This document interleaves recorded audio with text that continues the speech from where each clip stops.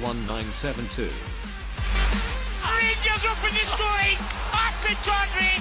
12 minutes of the match remaining. What a strike. A stunner from Kenny Miller. Rifles it into the roof of the net.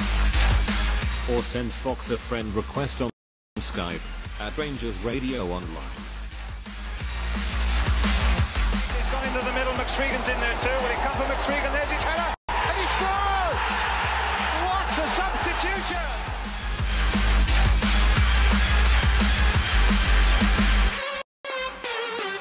Running inside. Is he going to let flies in? He scores! Good ball! Scores for Rangers! Nacho Lobo with one kick of the ball to take Rangers to Manchester. Rangers are coming!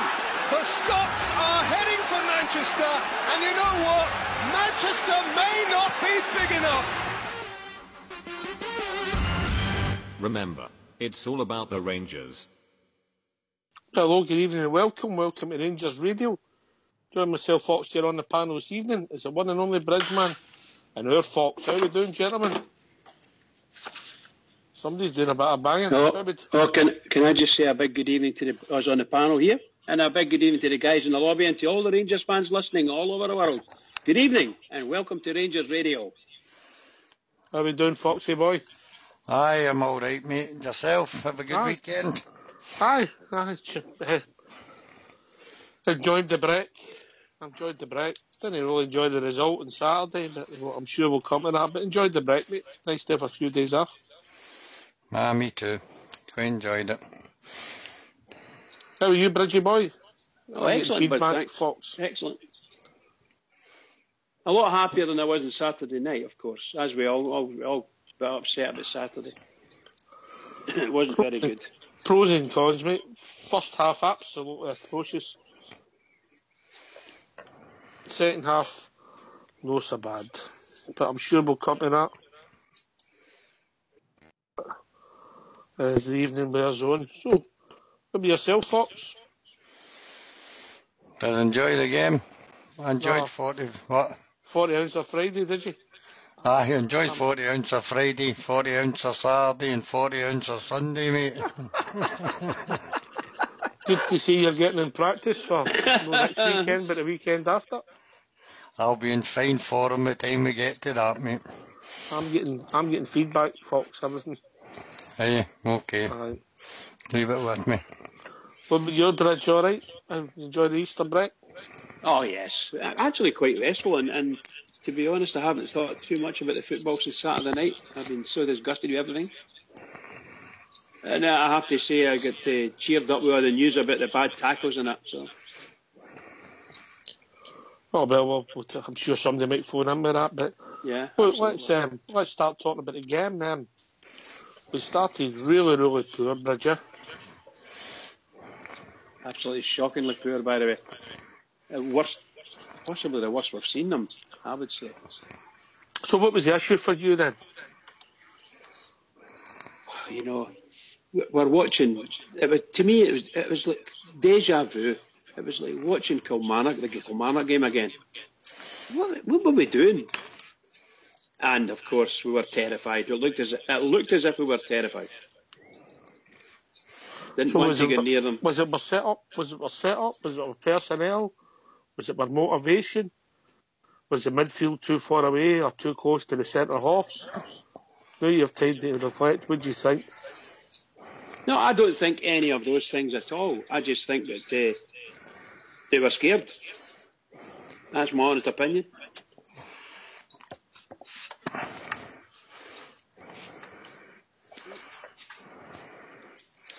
You get my PM, Fox.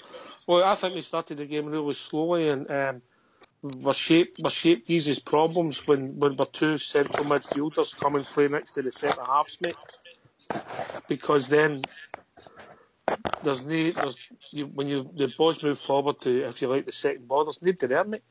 You've got a gap, and then you go up to win us, and then we just get teams run out of tappies. Does that make sense, Bridge? When you get pushed back, the two defensive mid end up playing close to the centre halves. You've no midfield. Yeah, they were actually chasing shadows, to be honest, for a big chunk of the first half. I think most people saw it. How did anybody see Mr. Windass? For instance, did anybody see Mr. Windass playing the way we know he can play? I doubt it. Certainly not until maybe later on in the second half. And he appeared, he lifted his head, and I think he had a shot at goal, went a couple of yards wide. Other than that, there's a few of the players. You know yourself, he doesn't have the greatest heart in the whole world. Although I have to say, they get barged with that boy, Kipre. And I know that I said this on Saturday night, and I'll still say it now. That was deliberate. That's, I have to say, here's a stat that I'd never thought I'd ever hear saying. All week they've been talking about Motherwell, and they're going to do this to Rangers, they're going to do that to Rangers, and they bullied them the last time they played them, and blah, blah, blah, blah, blah. And you know that Rangers got 2 players booked on Saturday, statistically speaking. We must have been the dirtiest team, because Motherwell never get anybody booked. Nobody. And they were throwing their weight around, good style in the first half. We managed to stand off them a wee bit in the second half and get some composure. And of course, maybe by that time they'd maybe run their legs off a wee bit. So we managed to get our game together. But Bridge, with the greatest of respect, we knew how Motherwell were going to play. Of course, absolutely. We knew how Motherwell were going to set up. We knew what Motherwell were going to try and do. Yep. And we still didn't. When we set our team up, or our personnel up, we got it wrong. And then we I don't know what we'd done at half time. If we changed our fullbacks and pushed them up, then we could push the midfield up a bit. That seemed to work. Or we just were braver on the ball. I just think my setup's wrong. And I used to say it with Mark Warburton: if you're stubborn as a football manager and you've no flexibility, you end up with problems. Fox, any thoughts on that? Can you leave me just for a second, mate? Bridge, any thoughts on that? If you're doing the same thing every week out, teams get to know you and they'll set themselves up accordingly. And they were winning. They had the boy up front, with all the runners, the bodies in midfield, and as soon as we push up the park, we've no pace at the central defence, so it uses a big, big problem. Yeah, and the central defence, you saw that. And of course, every team in the league knows that that's Rangers' weakest point, and has known that for quite a while. They tried it on but when we had young Bates playing, he was playing quite well alongside any other centre half, and it made a big difference. In fact, he played at some of the players that they had never even kicked the ball, never got a sniff at some of the games they played. And unfortunately, Rangers don't have him at the moment. But what they do have is 2 seriously experienced centre halves, and that boy Bruno Alves, and the other boy from Norwich, I can never remember the bloody his name, to be honest. But Russell Martin. Well, you saw it on Saturday, particularly first half, really bad. I mean, really, really bad. You're so slow. And these guys, by the way, they weren't just against our centre halves, they were against everyone. They were pushing everything they could do. They were pushing right up against them, pressing them, threatening them, not without actually saying anything, but threatening them, the body movement and all that.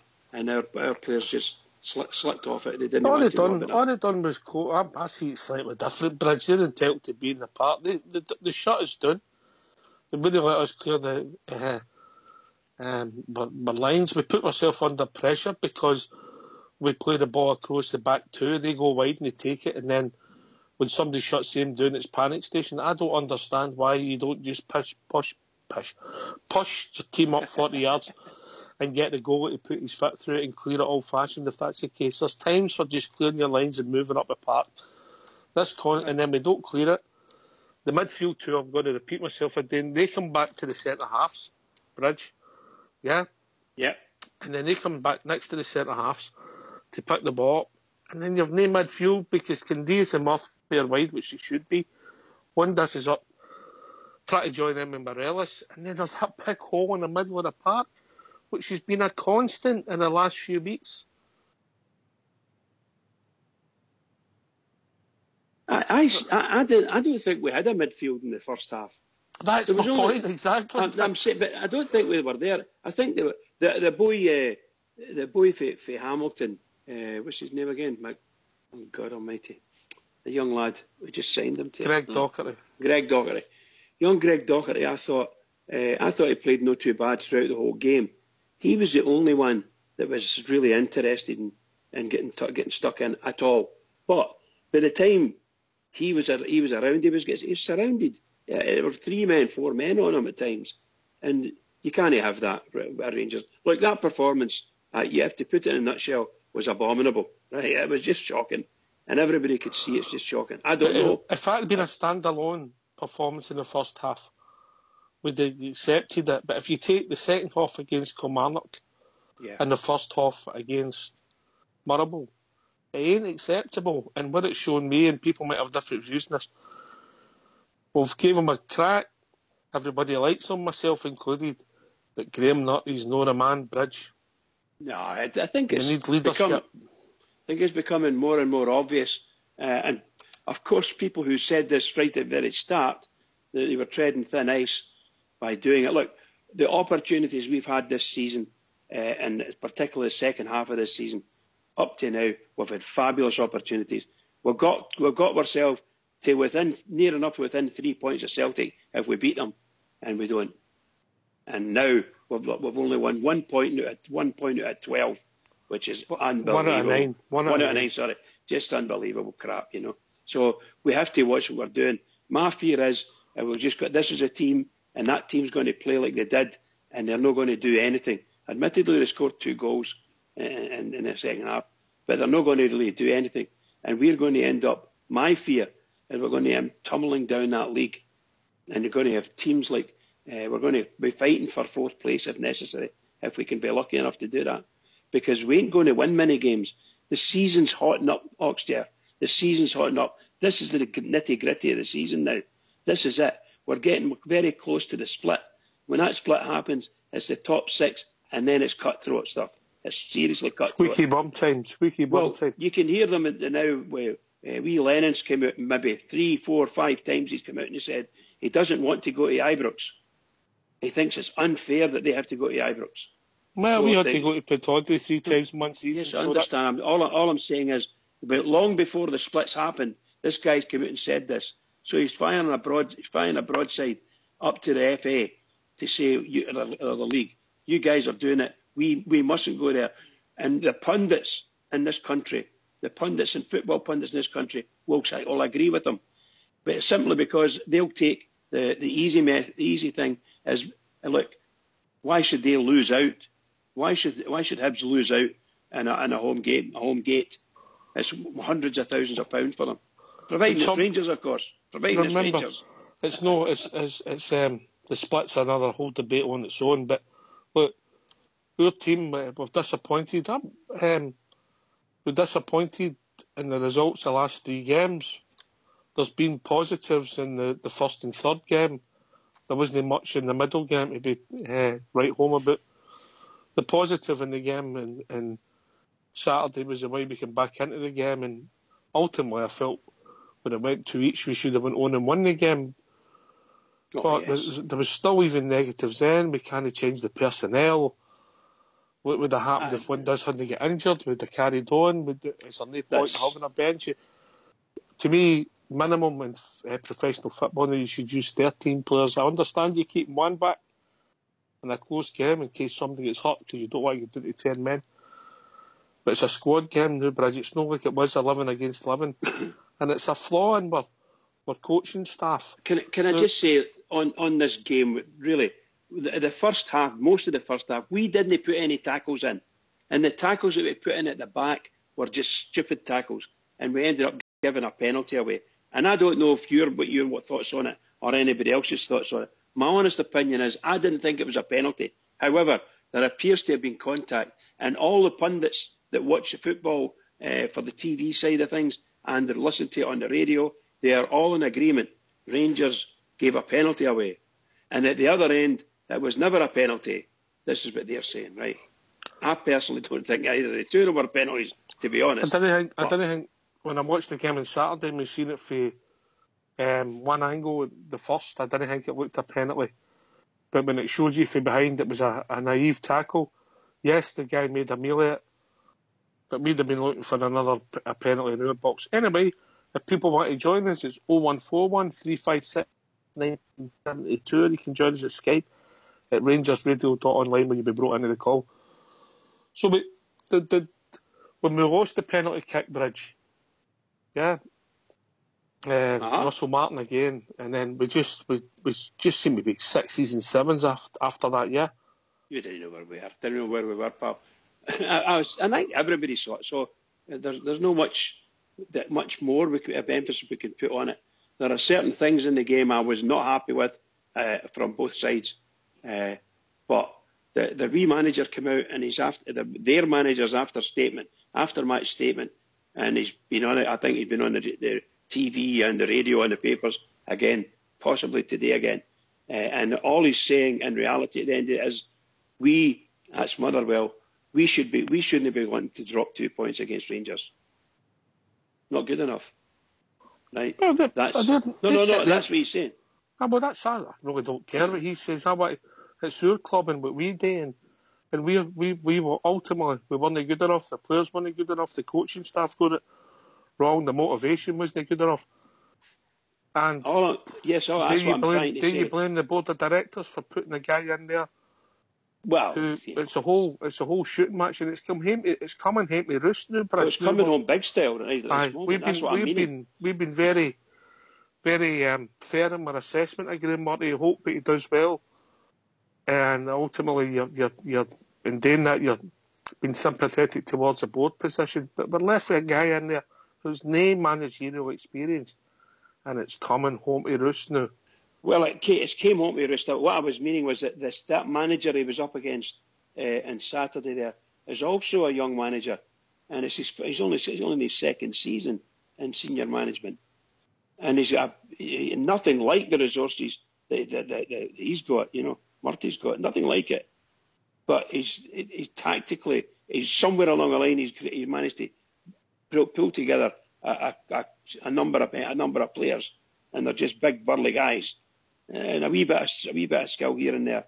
But my goodness gracious, when you play non-league down in England, it's like junior up here. The place is full of skillful players, and some of them really hard people, really hard, and they enjoy their junior football. They're not bothered about seniors.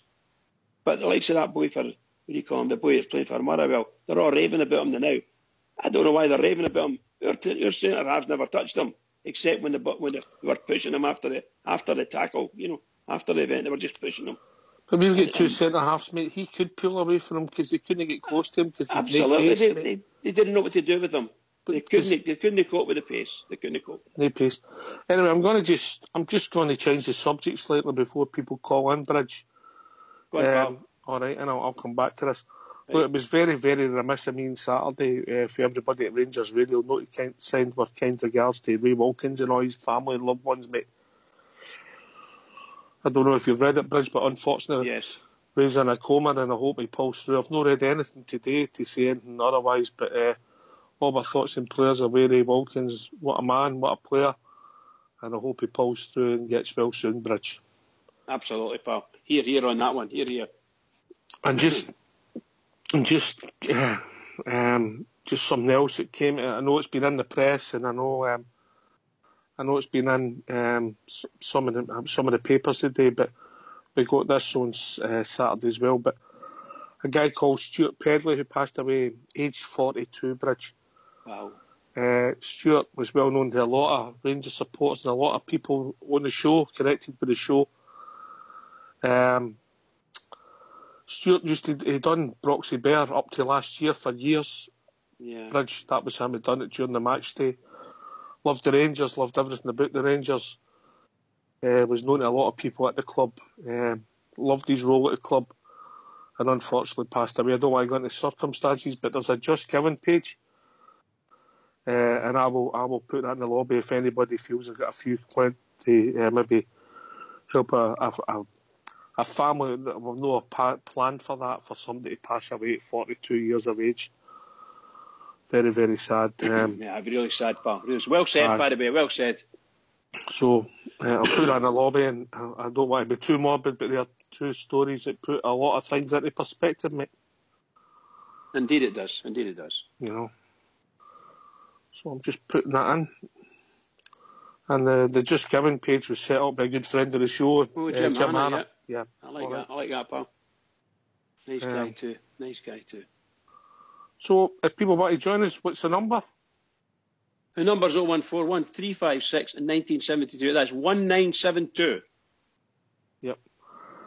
Or you can join us at RangersRadio.online when you'll be brought into the call. Are you with us now, Fox? Hopefully I am, pal. Right, well, how do you see that first off? That's part of my problem when we play the two defensive midfielders. They get too close to the centre halves. Then you've nowhere to go because you've got that big hole in the whole pitch. You don't have that and the ball's constantly coming the one way. It's a problem with the way we set up, mate.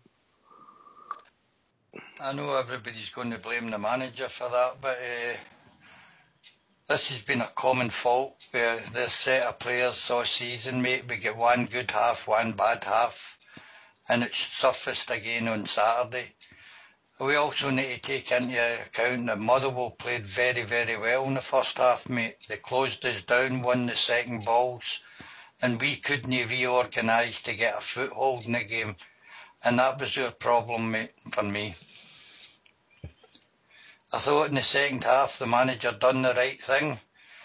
He sent the same 11 out and said, you need to show me what you have done in training all week and get out there and take control of the game. And they did that, mate. If they'd have started like that and combated against Motherwell, it would have been a different game. We totally outplayed Motherwell in the second half for me. Never took our chances, another one of these things that we keep going on about. But we showed in the second half with the same set of players. It was them that lost control of the game, no the manager on this occasion for me. All right, so what did we do differently after half time, mate? We settled down, mate, quickly and started to pass the ball about. We never done that. We panicked and went long, I thought, in the first half because of the movement of Motherwell. They were quick to shut down our back four. We couldn't play it out for the back and we ended up going long. And we never won any of the balls, so we were never in control of the ball in the first half. But the second half showed you how we can play and how we have played this season. I thought that it was night and day, first half and second half. Couldn't agree more. And I thought Jamie Murphy was excellent and looked a constant threat. One of the things that disappointed me was, again, with that hole we're talking about in the midfield. If we were forward runners, we don't get enough men in the box when we're putting crosses in.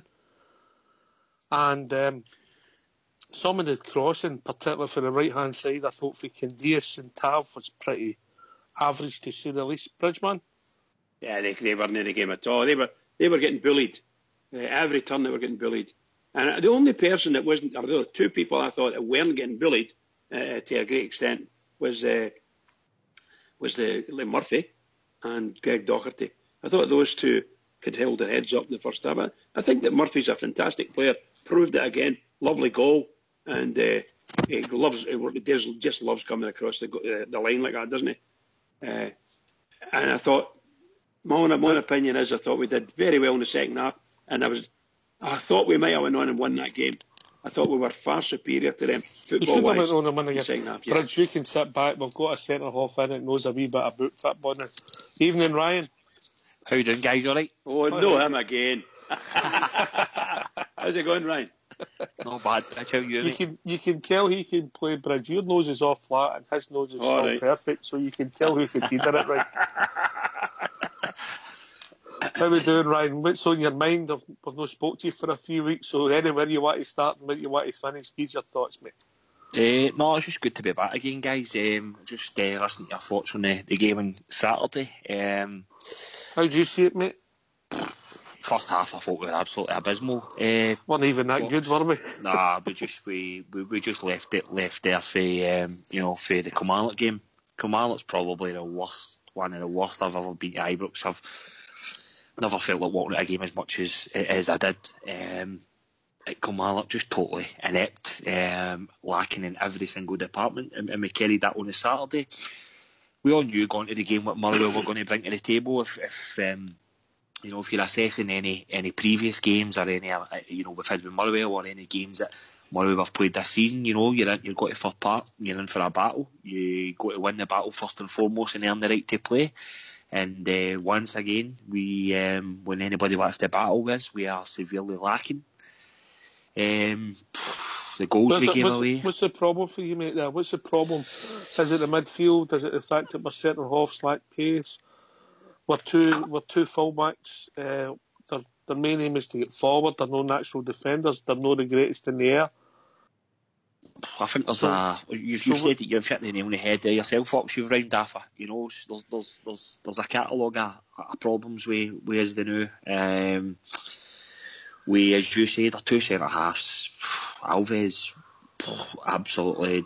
I can't believe the performances he's putting in. I thought the other one was worse than him on Saturday. No, it was, mate. You know, the thing with Alves is, to be fair to him, you know, if he's got anything in his game, it's taking one balls in the air, which is probably his main strength. Russell Martin, the guy can't win a ball in the air. I dare say I was never one of his biggest fans, but Danny Wilson is absolutely head and shoulders above him. He is absolutely finished, Russell Martin. You know, I thought he was going to come up there and I thought he would actually do quite well for us, but unfortunately he just can't seem to get to grips with the game. Can't jump, mate. We are severely lacking in pace all over the park. We are severely lacking in any characters, anybody to put their foot in. I'm sorry to say, but we're relying on a young boy came in for Hamilton to dig us out a hole in the middle of the park. Dorans, for me, should never have started the game. I thought he was miles off it. I thought the second half made a couple of passes here and there, and he got slightly better. But for me, the first half, he was totally out. He just couldn't get to grips with the game. Josh Windass, don't know, even get me started on him. For me, he done what a lot of players seem to do. You know, when it's come to a time when they want to negotiate a new contract, he stepped up to the plate. But for me, since he's signed his new contract, he's done absolutely nothing. He produced again absolutely nothing on Saturday. We are actually relying on him as our kind of our sense of ability in the middle of the park, or creativity. If that's who we're relying on to produce something for us, then we're severely lacking. See if you were in the opposition's dressing room, right? Yeah, if you were sitting in the opposition's dressing room and you were up against Windass, what do you think the manager would say to you? Because I think I know what they would say. You've got to get a tackle on him early. Get in about him, you know. Get in about him. Don't get me wrong. If you stand off him, you know, he has got ability, but for me, he's like Barry Mackay. He's just lacking in heart. The boy just lacks in heart. He does ability there. He shows flashes. Well, from games, the perfect example. He scored a great goal and then went missing for 90 minutes. I never seen him again.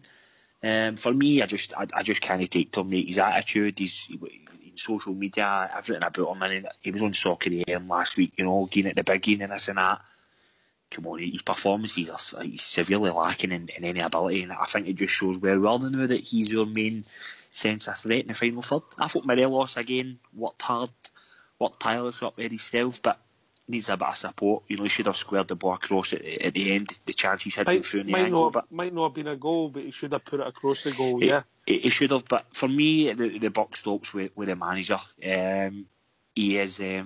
He was starting to turn at our Christmas and stuff, the results we were getting. I'm starting to think to myself, man, he's making it impossible for us to bring anybody else in. He actually could be the man, but the last couple of weeks since the Old Firm game, you know, it looks like we just put all our eggs in the one basket, Ox, and we've just never been able to recover for it.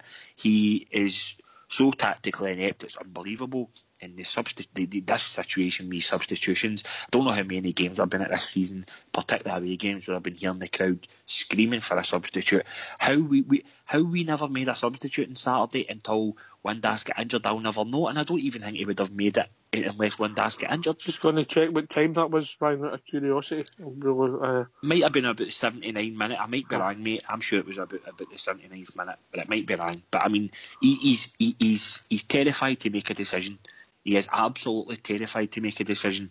And see, making decisions as a football manager, you need to be brave. Brendan Rodgers, in the Old Firm game, won Celtic the game. He took a midfielder off and put a striker on to go 2 up or 1 and 1 off 1 and 1 off the striker at 2 each with 10 men, and it won them the game. And we can't even make a change where we've got forward players on the bench against Motherwell at 2 each. Come on, who's kidding who here? The sooner the better. You know, a guy actually turned around to me and said to me, "Do you know what?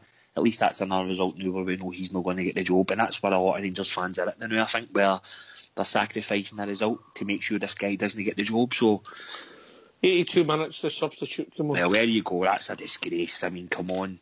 You've got to be thinking about changing again there. He's got Jonathan Johansson there. He's got Jimmy Nicholl there. If I'm in the dugout, I'm screaming to him, make a substitution. I mean, I can't remember exactly who was on the bench. Possibly Kenny Miller. Cummins was on the bench. And then he brings Cummins on and plays him out wide. Come on. It's just a disgrace. I agree with you, Ryan. Who's kidding who on here? I think he would not have he wouldn't have substituted anyone. He wouldn't have made any substitutions. Or maybe to waste time at the very end, you know. I don't know what he wanted. He did the same against Kilmarnock. He left the substitutions very late. And I don't think the Bears are going to be very happy the way he's going on. We needed to do something. Admittedly, the team came out in the second half and played a lot better. I mean, miraculously, a lot better, you know. And I could even turn it back to the first half. When we were playing against Celtic in the first half, they actually played like that in the second half against Motherwell. And I thought they did very well there. And obviously, unfortunately, never went on and won the game. But really, we have to try. I'll never understand why, and a lot of guys won't either. Why we not making substitutions? What's wrong? Is it a case of he distrusts his own judgments, or he distrusts the players, or what? I just don't know. I don't know. What we also don't seem to be able to do, Ryan, is we just have this one way of playing now. We don't seem like we go, right, okay, we go 2 each. Let's go and win the game. We move our man into midfield and we move everybody up. And we go with 2 up front. We bring on a centre forward, because let's not get sick. You can kid yourself what you want. Cummings is a centre forward in the mould of McCoy's. Boyd, he's got to be in that vicinity. That's his game. That's who he comes alive, the boy. When he gets the ball out wide and that, he ain't the same player. He's not going to get by you. Like, even what I'll use an example, Barry Mackay or Windass, because he's not that type of player. I said the exact same thing. I said the exact same thing in the crowd. Ox on Saturday, mate. I remember him. He played him after left in the Falkirk game. He scored a hat trick, but I remember Cummins saying after in an interview, "I've never played wide left in my life."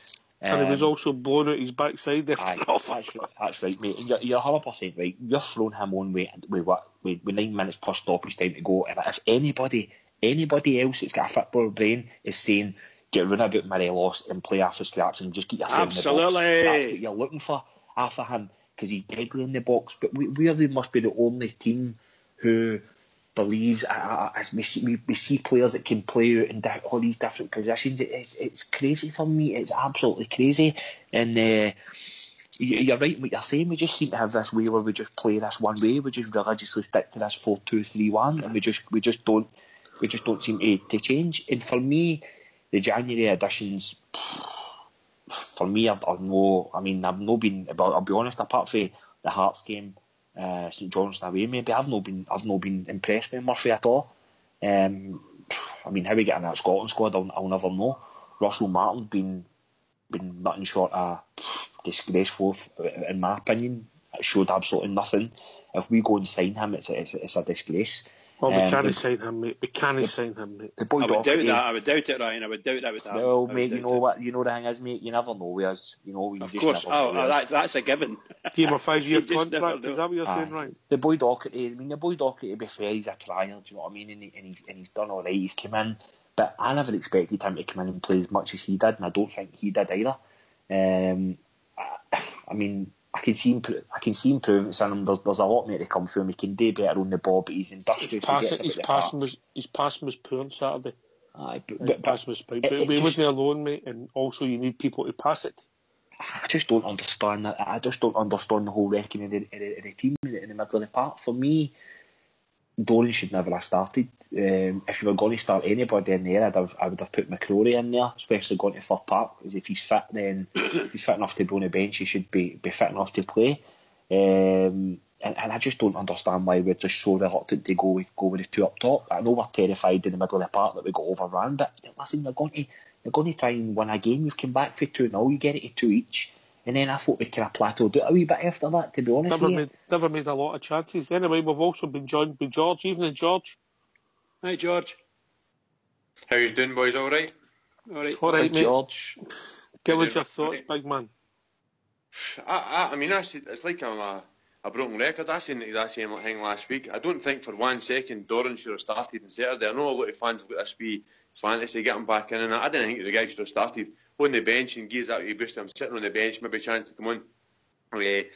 But doing 2.5 after 16 minutes, what do? You change it. You didn't just say wait and see what happens. I mean, I keep going back to the same thing, Ox, and folk are saying the loan players never come in. I don't think these loan players have got much of a chance with this guy in charge. Like, same formation every week, same thing's going to happen every week. You ken who's playing every week, where they're playing. I think we need to, and you said yourself a couple of weeks ago, you can't do the new and things like that. Like, I would have changed it there and then. I would have said, look, let's just end this season right now, and let's just change it right now, because this guy's not doing anything. Doing 2.5 or 16 minutes, Ox, and you're still going with the same guys. And then Ryan's right what he's saying. The only way Windass would have got 2 calf inserted if he got injured. That's the only way he would have got 2 calf inserted. The guy was an absolute abysmal. He's been abysmal for I don't know how long. And even just the starting lineup, I mean, Dorn's in there. I would have probably had Goss in there. I ken he's not been great in the last couple of games, but a fit Goss is definitely slightly better than a coming back Dorn's, in my honest opinion. Things need to change big time. I mean, we're saying about these guys are not getting much of a chance. That Cummins isn't going to want to sign with Rangers, Ox. Let's be honest about it. Getting 10 minutes and 5 minutes here and there and coming off the bench and scoring goals and still not getting a chance. Nah, that game was there for the taking on Saturday. 2-0 down, you go up 2 each, you bring it back to 2 each, and you make the changes there and then, and say to the guys who aren't taking their chances in the first half, you come off and let these guys take their chance in the second half. But he's not a manager, he can't do that. He's not got the authority to change that, and he's not got the balls like I keep on saying about like an Alex McLeish or just somebody with a wee bit of confidence, a wee bit of know-how would change that there and then. He's not got that, and it's shocking to watch, Ox. I can't argue, George, with a lot of what you said. Gone performance-wise, I mean, I was surprised that Doran was started myself, but I think we felt that one of them was going to start, McCrory or Dorrans, for what Graham Murray said on Friday in his interview. Dorrans in the first half, I think, was part of. I think it was Ryan said he was short of the pace. Yeah, he was, but he was also put back next to the centre half. So go back to the system we play. It's a problem with. And it was crying out for Goss or McCrory. He came on at maybe half time or maybe even before that. And if you were going to play Dorrans, take Windass off and push him up one. But it ain't going to happen with this manager. He's got there's the rose-coloured specs for some people, George. That's what I was saying there, Rox. Sorry, George. Sorry, I didn't mean to interrupt, pal. Sorry. No, as I was going to say there, it goes back to the Namucci one with Alex McLeish. Everybody could see what was happening with Namucci, and they played every single week. And this is the exact same thing with this guy. Everybody can see it. Every single person in that park can see it. After that Celtic game, scoring a goal, you think that's it. This guy's going to go in and be a world beater. Scored the goal in the Old Firm game, 2 minutes into the game, and he goes and hides. I would have took him off there and them, and I wouldn't have put him back in the team again. Because everybody keeps thinking he's got a wee bit of skill, he's got a wee bit to give. He's giving us absolutely nothing. He's a bottler, that's what he is, a bottle merchant. And this time in the season, like Bridgeman saying, we're looking at finishing 3rd and 4th in this league. We need guys to get, like somebody said last week, get the working clays on and pull their socks up and start fighting for us, Ox. And he's definitely the exact opposite everything that I would ever want an Old Firm player, Ox. Rangers player, you mean, George? Rangers player. Don't care about them. Now, George. But I'm going to be really honest here. I thought on Saturday it wasn't just Windass. We couldn't just put our finger on Windass, particularly in the first half. Apart from Morelos up front trying to bring people into the game, I think what summed us up in the first half, and I'll take this to Ryan, was the moment when Tavernier kicked it off of one foot onto the other. That summed the whole first half up for us. Yeah, that was it. You're right. Summed it up, absolutely. Bridge, I'm sure you've done that a few times, No, believe it or not, no. What used to happen? And centre halves don't do that. It's only right backs that do that. What used to happen when he used to go and kick it like that? It never went half a month through, and it would go through his legs underneath, and somebody would run through. Right, that's what used to happen all the time. Like you got to take your hat off to Motherwell, the way they set their stall. They've been setting their stall like that for the last 18 months now.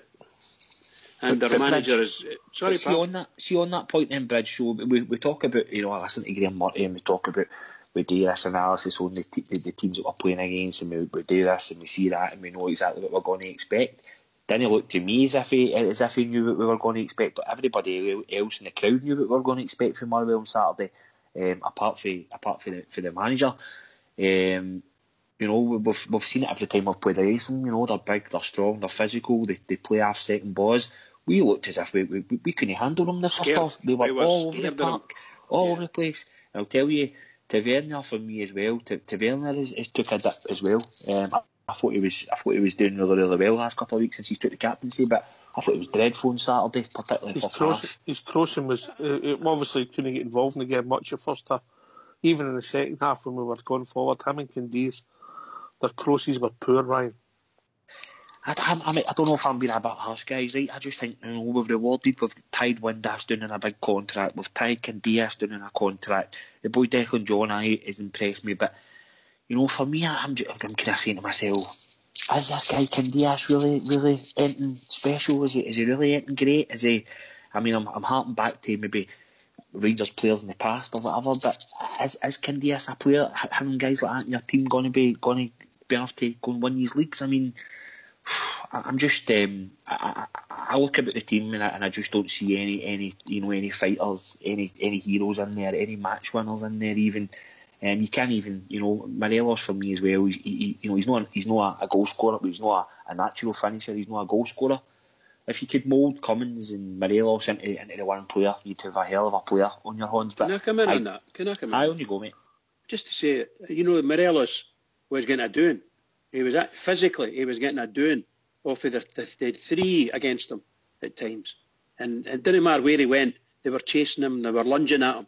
Sometimes they missed him, but they're still lunging. And I think that they started giving a bit of verbal to each other, him and the centre half. And they're a roughhousing team. That's all they are. They do a bit of roughhousing, but they did it at pace, which I thought terrified some of our players, and they just overran them. And you saw that with Bruno Alves when the ball was going out the park against that boy centre forward. He was pushing them, and they were kicking in there. They were in there catching. It was a guy as the centre half sort of walking away. Maybe the ball's going away, and he's in there and he's nipping his ankles and giving him a wee kick, and you could see Alves getting upset. So once you saw Alves getting upset, he did it again, and never the referee never spoke to the guy at all. But Bridge, see on that, mate. Sorry to cut in on you, but see, mate, you're playing for Glasgow Rangers. You need to have players amongst your squad who love that. You should have players exactly who I was just about that, to say that. We're looking like a Scott Brown across the road. You know what I mean? You need to have players that want a bit of that want to go. Do you know what? I'll go to Fir Park. I'll have a go with you. You have a go with me. Right? Let's go. You don't see the players. That's what we need. Getting about it. Yeah, next time. You don't see that at all. We're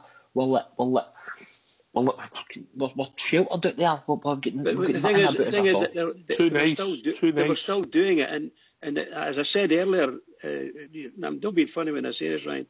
I cannot believe that there was 2 players booked on Saturday, and it was Rangers players. They never had a booking. That team never had a booking. They're running about and they're using their body like a missile. That's what they do. They're diving into people and thumping into them. And that big boy, the back there, that big fella done Ryan Jack. He just done Windass as well. Just threw his body at him and landed on top of him, injured. And that's us lost 2 players against the same team, against the same player. And he's never been spoken to. Not even spoken to by the referee for any dangerous play. Sorry. I'll tell you, I wouldn't mind seeing one of your players just go and do something. Sometimes you need that in a game, just go and take a booting or just go and do something, just go and take somebody out. Or if, one of your players gets done, I want to see a couple of players reacting to it, but... See that, Ryan, that's all down to bottle, innit? Exactly, mate. They don't. Absolutely. You know what I seen, George? George, you know what I seen on Saturday? See the tackle on Scott Brown on Saturday? You know the first thing I took for that tackle? First thing I seen was two Celtic players running after that boy. See if that was us, nobody would have went anywhere near the boy. Nobody would have went anywhere near him because we just accept it. We accept teams bullying us, breaking their noses, elbows, off the ball. We accept it. We just accept it. And it starts for the manager. You look at the side, a leader at the side of the pitch for 80% of the time. He was leaning against the wall. He had his jacket in his mouth as usual, but biting his lip, but he always likes to do. That's your leader on the side of the park. And I'm sorry, it might sound good in press conferences and he might say the right thing. He is not the man for the job, and as soon as we get rid of him, the better. I think. On you go, George. On you go, mate. That tackle that boy putting in, I mean, the Ryan Jack one aside, the broken nose and that, they take them aside, right? I think they're horrible tackles. But see that one on Saturday? I think that's just a committed guy at saying, I'm just going for this. We need a couple of them in our team. I can't Bridgeman saying about red cards or that. We need a couple of the guys in our team, by the way. That's what we're missing. We're needing guys that are going to be up for the fight. They wanted it more than us. They were told they needed it more than us at the side, like Ryan saying. They were told, you need to win this more than they did, and that's what happened on Saturday. They've got guys committed 100% going into every tackle. We've got ball merchants in our team, and I'm not saying all the guys are ball merchants in our team, but most of the guys are ball merchants, and we've not got a right fighter, a right digger in our midfield, and that's probably what we're missing. I mean, I think we're all set up wrong and all that as well. That aside, but that big guy in the Hingway, he wanted the tackles more, and that's what it comes down to, like. But see, can I just say something? Sorry. Bridge, let me come in and I'll pal. come in. See, I couldn't disagree with one word to that, George, or what Ryan's saying, but that is the excuse in the first half on it. The set-up, which I think was totally wrong, the way we named midfield the ball winner in the park, which I can't believe you send out a team without somebody that's going to win the ball in the midfield. We've done it for weeks and weeks and weeks. But that doesn't excuse the fact is in that first half, we could not pass the ball 10 yards. Constantly. And that there's something wrong.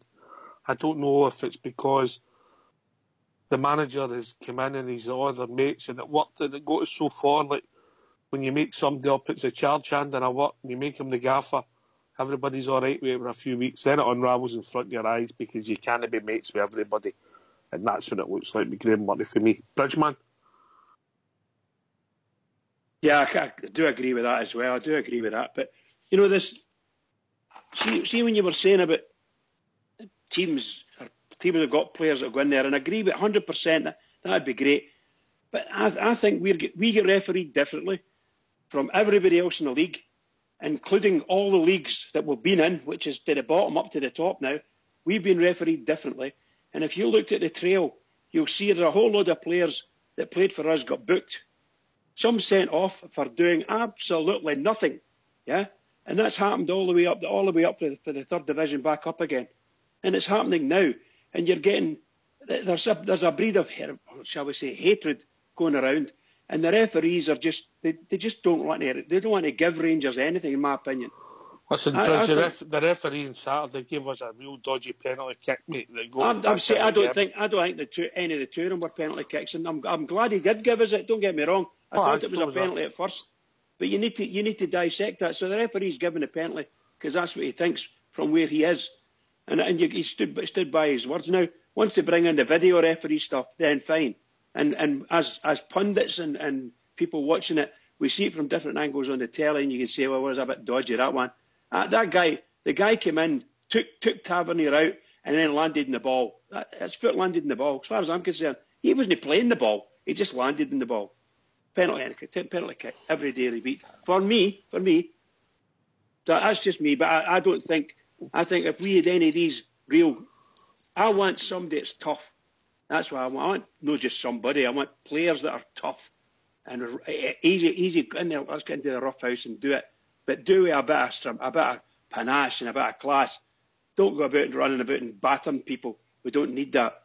We need to be able to sort people out. And if need be, I mean, it's only 18 months ago, guys, and the last time we played them in the semi-final, they were offering in the papers and in the television, they were offering our centre forward out for a square go outside. 6 months ago, Bridgeworth. 6 months then. Well, I'm only saying that's exactly what they were doing, and nobody said anything. The press here never said anything. They thought it was fun. If Morelos thinks he can fight, well, I'll take him outside and we'll just sort it outside as well. Now, wait a minute, what's that about? That's who we're dealing with. These are the type of players we're dealing with. They're to me, I watched 4 incidents on Saturday, and there was probably more. And to me, they were using their body like missiles. They were diving into the people. Seriously, that's what I saw. Sorry, guys. I'll be honest with you, Bridge. I just seen a team that was up for it, more closing us down and not letting us play and winning the second boss. Ryan? Aye, Ox, I agree with you, mate, and I'll come in on the point that you made as well, Ox, for the question that you've asked me. I agree with you 100%. He's went in there, and let's be honest about it, he's all their pals, you know, they all come out and all went, oh, give Mutz to Joe, by we like Mutz in, because Mutz is alright, Mutz is the man, Mutz is our pal, and that's the way it's transpired, you know. And to be fair to the guy, you know, we galvanised him, we got a couple of results. Don't forget, you know, Christmas at Kilmarnock and St Johnstone as well, you know, that can't be forgot about, Hamilton. So, you know, we galvanised it for a while, but to me now, as you say, mate, you know, it's starting to unravel, and you can't. I'm sorry, but see, at a club like those, you can't be pals at any club. You can't have, it's all right, boys. Do any of you guys think for a minute on half time on Saturday or half time against Kilmarnock or full time that he's went in there and absolutely gave them in the dressing room? No chance. If you let any Rangers fan in that dressing room on Saturday reserve, they would have tore strips after the players, and that's what you deserve sometimes. And sometimes as a player, you need that, you want that.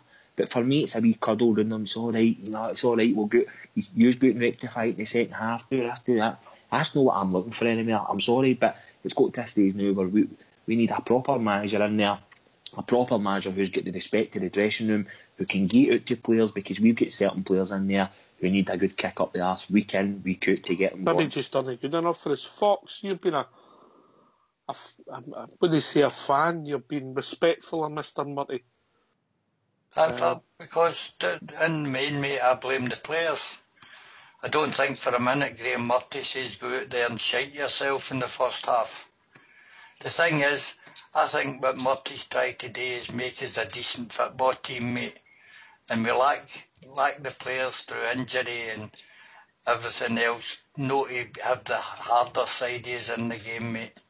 I thought his choice was right, bringing Graham Dorrans in. What was his other option, mate? If you bring in McCrory with no creativity for the middle, so he took a chance with Dorrans, who can put in a decent tackle, mate, but he's also creative. His other option was Goss, who would have been overrun. I think it was a hard choice for the manager.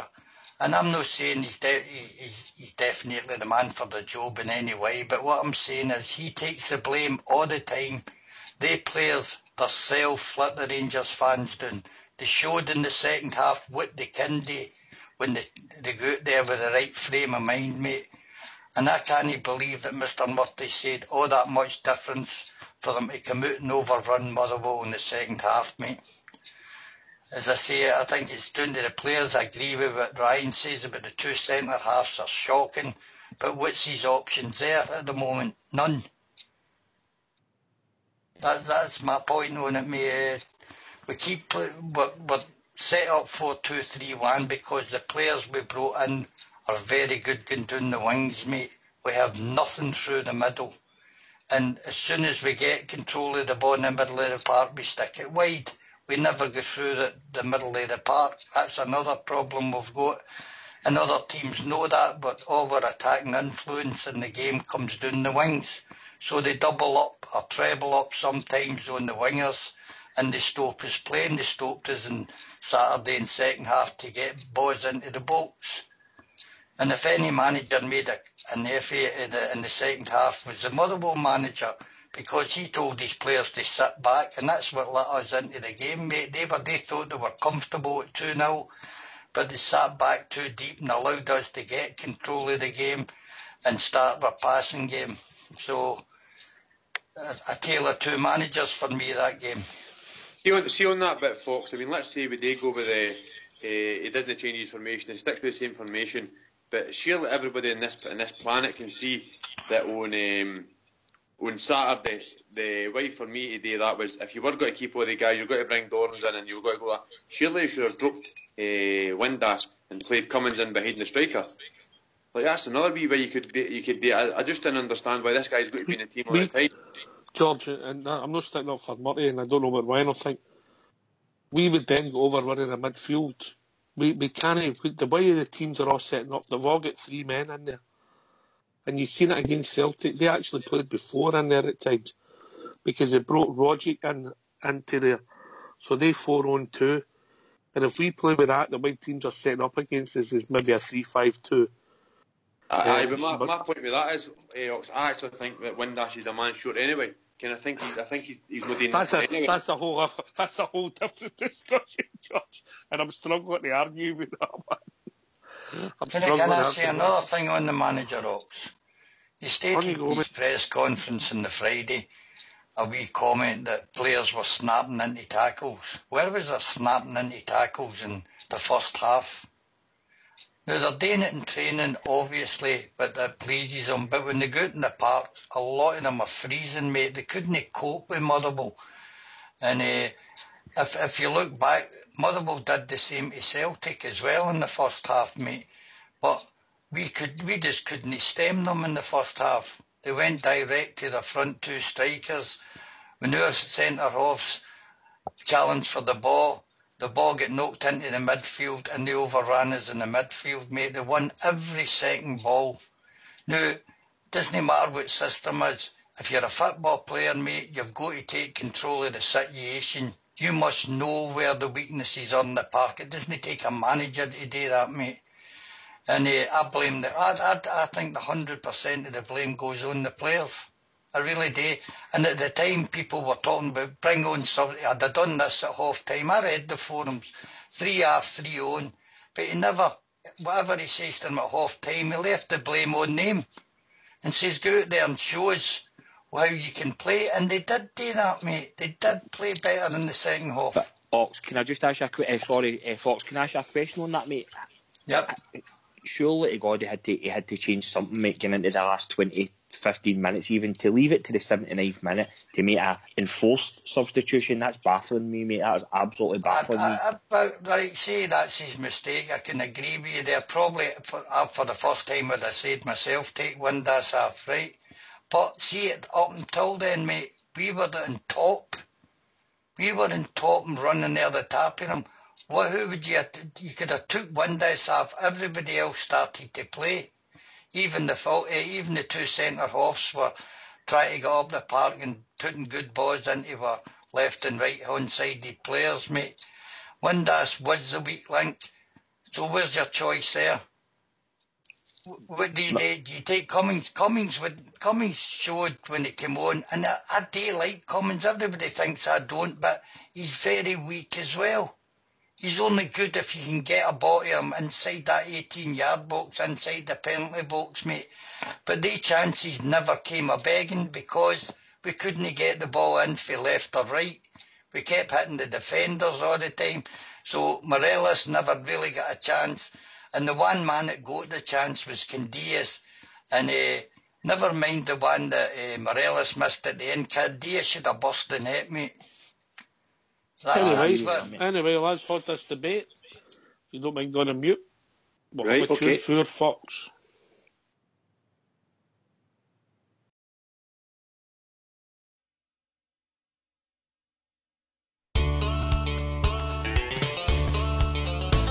In 1912, a home rule bill England would impose, and so Lord Carson, he did raise an army to oppose. But off to France our boys were sent, and Carson, he did say, don't take our sons and tell the Huns that we are on our way. And we're coming, we are coming down the road. We're the volunteers of the UVF, and we're coming down the road. We're coming, we are coming down the road.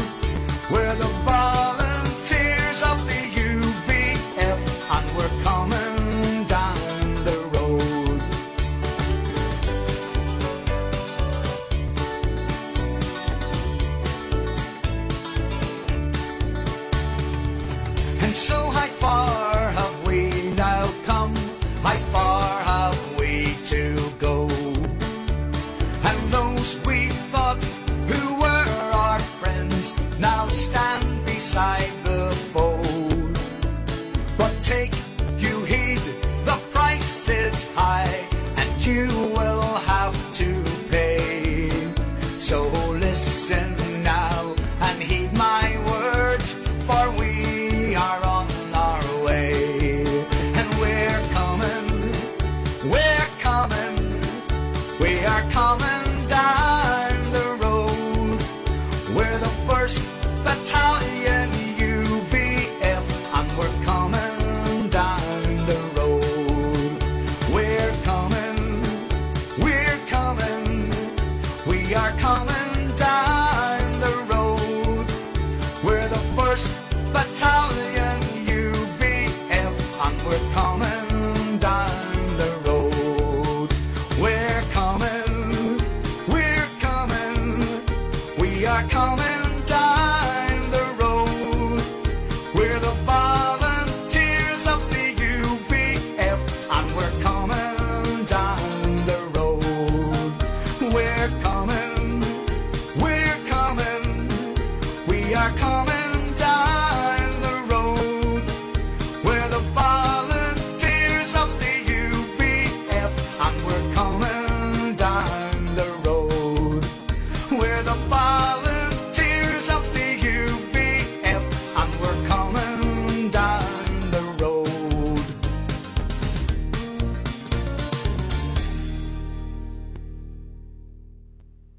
And we're coming, yeah, we're coming, and we're coming down the road. I love that number, by the way. You love all the numbers. Oh, I love them. Absolutely brilliant. I was marching around the table there. Excellent. Right. We've talked about this journey, and I've mentioned this a lot. We've been at a crossroads for a few weeks. The football teams took a step back, 1 point out of 9. Old Firm game could have went either way, but ultimately we then lost 5 out of 6 points. What's next, Ryan? It's a good question, mate. I find myself saying this every week, but we just need to pick ourselves up and listen. We're in a dogfight now for second place. Let's not be kidding ourselves. In fact, we're actually looking at our shoulder. It's actually scary to think, and it would really wouldn't surprise me if at some point Hibs take over. We're not getting into the top 6. There's not going to be any easy games. Whether we're playing at Ibrox, which would probably be a hindrance days, but there's not going to be any easy games, and I believe our teams smell blood. When they look at us and they assess us and they they're going to play us. So we just need to get back to try and hit a bit of form. Hopefully we get a victory on Saturday and that kicks us on again. But I mean, I'm not even even confident I'm going to beat Dundee at Ibrox, and that's where we are now. We're a squad. In my heart of hearts, if I had to put money on it now, I wouldn't say we'd finish second. I think we'll finish third, which is then going to have an impact on us again next season, because I believe I might be right in saying that it'll be the same again, where we'll be into an early qualifier, which means the players will not get much time off again.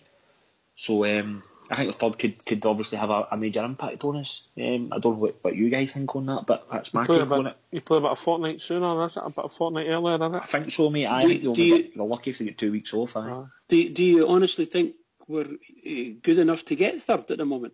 Well, that's what I'm saying, Bridge. Well, we're in a fight, and we're looking at our shoulder. We're looking at our shoulder. I think if you look at Hibs, I've watched Hibs a couple of times this season, and I look at them, and their strength is in the middle of the park, which is your weakness, and Ox touched on it earlier. But if you took it every single game, if you look at every game that we've lost this season, we've been severely dominated in the middle of the park of teams with lesser ability than us. But we can't seem to handle the fact that teams would play 5 in there, have an extra man in the middle of the park, and our 2 in the 4-2-3-1 are just left in doggies. And it was the same at the start of the season when we were lining up 4-4-2 or 4-4-1-1. We were getting battered in the middle of the park. See the last 3 games we've had, guys. See the last 3 games we've had when we played Celtic, and I thought we played brilliantly against Celtic until they lost they got a man sent off, and then we seemed to they came back into their shell a wee bit, and they sort of basically 8-man defence and left 2 up the park. That's what they did. And as far as I'm concerned, we didn't know what to do with that. Against Kilmarnock, we are up against the same thing. We didn't know what to do with Kilmarnock, and they sneaked a goal. And then in the first half against Motherwell, it was the same again. We didn't know what to do. Only there was a wee bit fear, a lot of fear in our game in Saturday first half. See, in the second half, it was like watching the first half of the Celtic game. We were absolutely excellent. We attacked them, and we played our game. We found our men with the passes, which we couldn't do in the first half for some reason. So I don't know what he said to them. I don't know what the players said to themselves.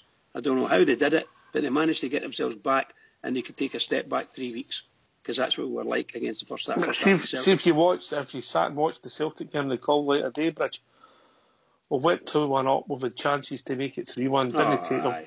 Absolutely. And then there was about a 15-minute spell on Ryan's right when I'm going to go back to Ryan, then we'll go to George with us.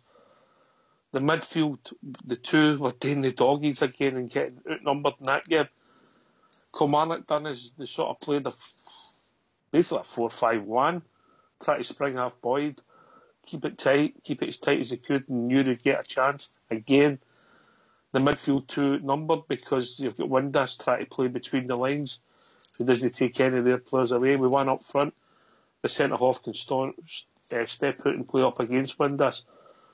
It's worked for us in some games, but when you do it week in, week out, week in, people just go there with the 3 and against 2, and you're right, you're doing doggies, Ryan, and that's hard. People don't realise how hard that is unless you've done it. It's glaringly obvious, mate. I go back to the Hibs game early part of the season. There was a couple of other games as well when a lot of Rangers fans were kind of saying to me, Dorans and Jack. If you remember some of the early games, as you said, mate, Dorans and Jack were all over the place. With the extra man in the middle of the park, we couldn't find a rhythm. We couldn't get close to anybody. And as you said, mate, Austin's days go 4-5-1 against us, 3v2 in the middle, and it's so simple. And how we've no changed or how we've no adapted to that is beyond me. And I'm not the manager of Rangers, so I'm not sitting here saying that this is what we've got to come up to. That's not his job. That's the players' job. But surely to God they recognise what we're all talking about, because we've been talking about it all season. We've been dominated off St Johnstone. We've been dominated off Hamilton. That's lesser players in there by an extra man, and it was the same at Kilmarnock at Christmas as well.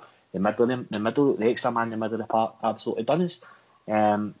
So we need to change, and we need to come up with something very, very quickly, because the players need to realise that we are in an absolute dogfight. If we don't finish second this year, I'll be absolutely astounded, because I'll tell you what, those guys talking us up to win the league a couple of weeks ago, and I think the wheels have come off. I think we've put so much into the Celtic game.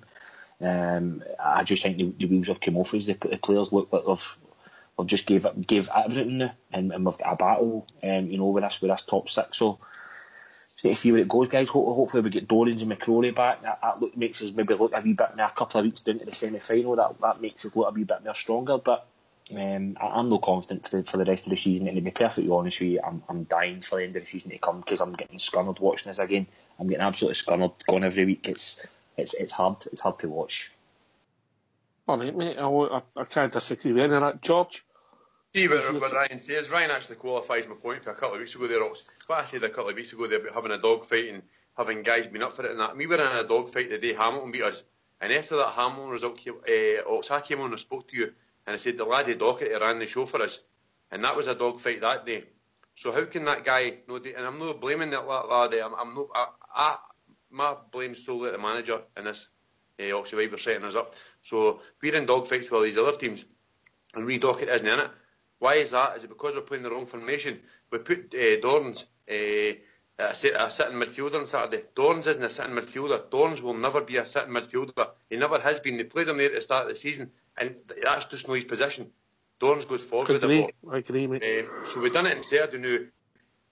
Everybody thinks he should have been back in Saturday. That's everybody's opinion. At the end of the day.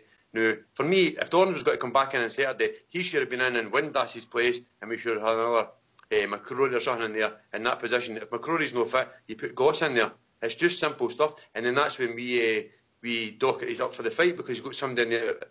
Dorans has never been a battler and a fighter for me. He'll go forward with the ball, he'll play the passes, and actually, with this team you've got to know, Murphy on one side, Candias on the other side, a good striker up front. I think that's Dorrance's time to play a forward row midfielder. And I just think it's been done all wrong again, Ox. Personnel dictates sometimes, though, doesn't it? I mean, you can say... But Ryan, we can't put all our faith in a 19-year-old boy who was a centre-back for the youth team. He's looked a good player. We can't... No. Look, I think he's looked smashing, the boy. We've missed him. But we can't put all our faith in him. We need other players there, and we need to sign a ball winner in midfield. So whether that ball winner or that guy, Kelton McCrory, is going to be Ryan Jack, only time will tell. But you're spot on at the start of the season, Ryan. Ryan Jack and Dorrance were playing in that position, and there was a big gap to Nabday, and then obviously at that time Windass was playing on the left before. It's been a constant theme all season, mate. Teams. If I was setting a team up to play Rangers, I would look to play a 3-1, 5-1 to stifle us, and spring people, and that's what I would do if I had a team of lesser ability. And if I can see it, the other teams are seeing it, and it's so predictable. Ryan? No, you're right, mate. As I'm just going to touch on it there, but sometimes personnel dictates the tactics that you can play. And I was having a wee think there, writing a couple of things down, and probably ideally for us, it would be brilliant for us to play 3-5-2. I think that would answer a lot of questions. It would fit Morelos and Cummins in the same team.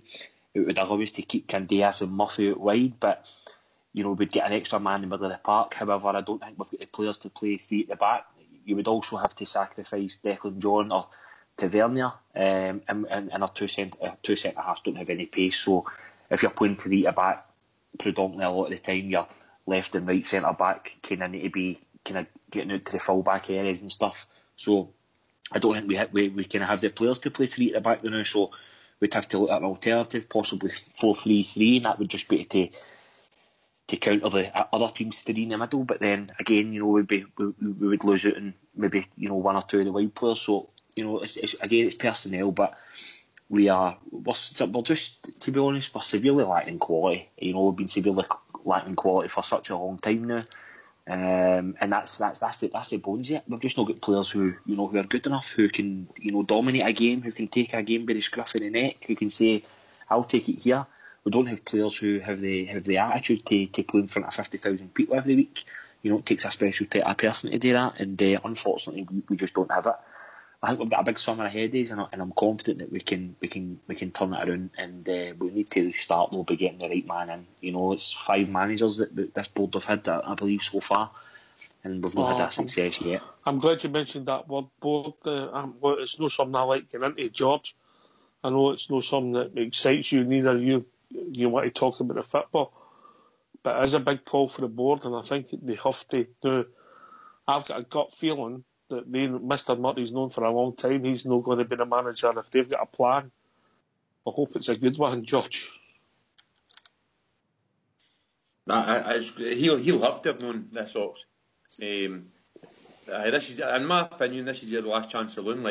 Everybody's blaming him for the Warburton. I think that was a good appointment. Maybe it wasn't the right appointment, but I think it was a good appointment. I think if he just held on a bit longer, it'd probably be a better appointment. Obviously, the one with Pedro was completely wrong, and the one they've done here, they've tried to paper all the cracks, and maybe they've waited to the end of the season to get a guy in who's maybe not who's already in football. And that's the thing. So next one for me is a massive. This is a hit and miss for these guys. I mean, obviously, all those guys will still be getting their season tickets no matter what, but we can still be standing at the front door wanting rid of the board docs. It's as simple as that, because we can't keep going on like this. We cannot keep going on just halfway through the season and that's the season finished. There's Ryan Skinner to go and watch this again. He'll no stop going to the games because he'll still go to every game. It'll be the same. He'll be going to Ibrox to watch the games and things like that. But still Skinners, yeah. It's been the results at Ibrox, and Ryan, I know you go to all the games, mate, but if we beat Kilmarnock and we come back and get that draw and we play like that in the second half and we're nose flat the whole game against Kilmarnock, your nose upset about one bad half against Motherwell at Firth Park, and you come back and you should ultimately win the game. But when you put the two of them together, it's so poor. it's the performance level for me, Ox. It's the amount of times we've been going to Ibrox thinking we'll get a reaction for the team today, and and we've not got a reaction. It's been the opposite. The performances at Ibrox this season have been so flat, so lacking in quality. I can think off the top of my head, I might be wrong, but probably Aberdeen at Ibrox and Hearts at Ibrox is probably the best we've been all season. And the atmosphere as well has not been great, but the players sometimes need the team has to lift the crowd. We've done enough as supporters. We can't do any more. We go every week with 50,000 people. We sell out our away allocation. We do everything that we can do. We've stuck by the team for years. It's about time that we're giving a wee bit back, and we're giving a team on the park that we're actually proud of, and players on the pitch that will give everything for us. Because at the moment we've not had that for the last couple of years, and that's the thing that sticks in my teeth for me is when you see guys like your Windassies and stuff like that who it's not the quality's there, but it's just heartless. And to me, we need a massive summer, and where we go, I don't know. I know what George was saying about the board, but my worry is if we say right, sack the board, who comes in? Who comes into place them? I don't know if there's anybody out there who can do a better job, but if there is, brilliant. I hope they get involved. But to me, and I have no idea who we go for. But we need to pick somebody out the bag, and it's got to be done quick because we are in real danger of letting them go on in day 10, 11, 12. Stop swearing on here, Ryan. All right. A touch of realism, Ryan. Of course, a touch of realism is we're all scared of that. Kills me to say it, but it's true. It's getting that way, because. Can we just go back a couple of steps there when you talked about the 3-5-2, which is certainly my most favoured position, or formation rather, and I think that's what Rangers should certainly try and get a squad, a good squad of players, and have enough in there to have a 3-5-2, particularly at Ibrox, and that's the way we should play our football at Ibrox. However, I remember years ago we used to say we really want two formation type teams, or two teams capable of multiple formation, and when you go away sometimes you're going to really difficult places, so 3-5-2 is just it's just not there, it's not going to happen, and you have to watch what you're doing with that. So you might have to go 4-4-2 or 4-5-1 or 4-3-2-1, whatever you want to call it, But it's just, I think 3-5-2 would be my most favoured formation. And I don't think, I agree with you 100%, I don't think we've quite got the players that can cope and play at that level. And you're right about the full-backs. You're going to have to either push your full-backs up and use them as the traditional wing-backs, or the wing side of the midfield. So whether you would like Tavernier to play that a wee bit further forward in the same way with the boy John, I don't know. But certainly from a defensive perspective, you need 3 new defenders. No, not 3 new ones, because young Bates would be he'd be a steal in there, absolutely. But you need 2 centre-halves, 100%. I'll take this to Ryan, then to Fox. As part of the problem with your team is we're trying to accommodate Tav, John, Murphy, Candias. Yeah, 100%. Because then that takes away nearly half your team.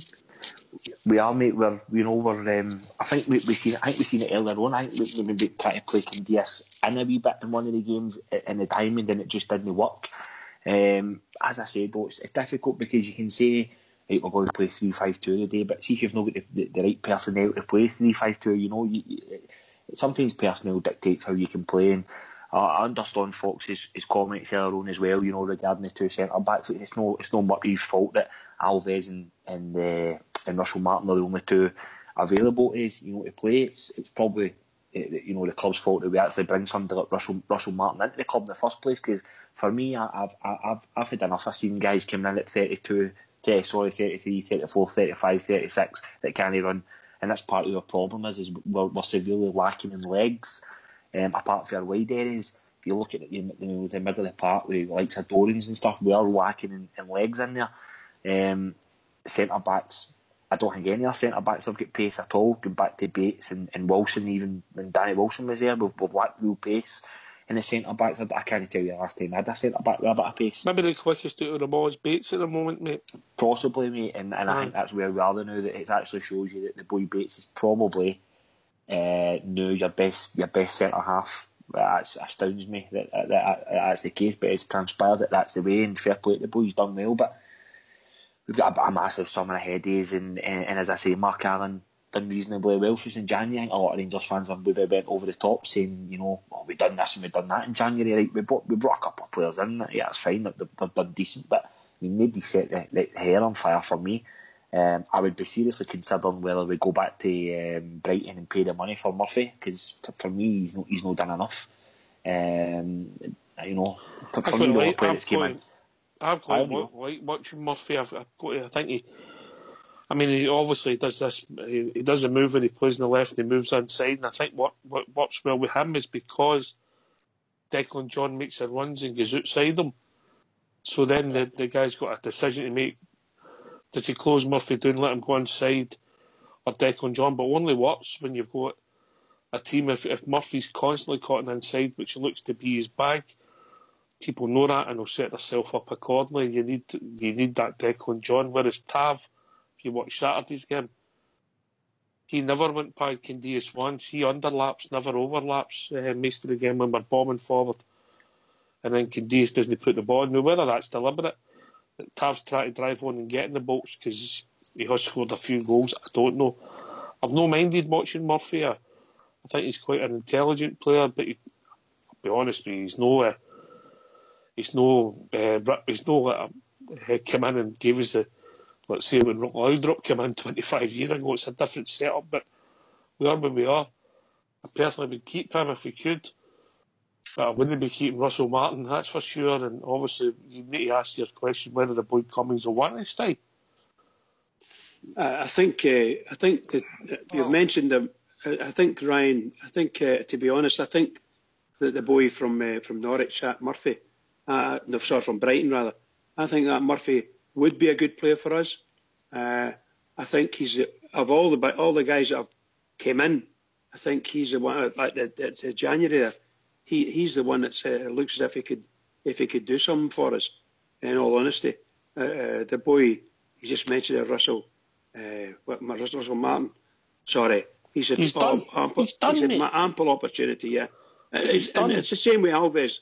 You think you could pour the both of them out the door in the summertime, and obviously I don't think Russell Martin will cost us any money, so he'll go back to his board. But I don't know what about Alves. We need to pay him off to go. But you need to bring in two quality centre halves, that's for sure. I'll take this round the panel. I mean, it puts it in perspective. Ryan, then George, and then Fox.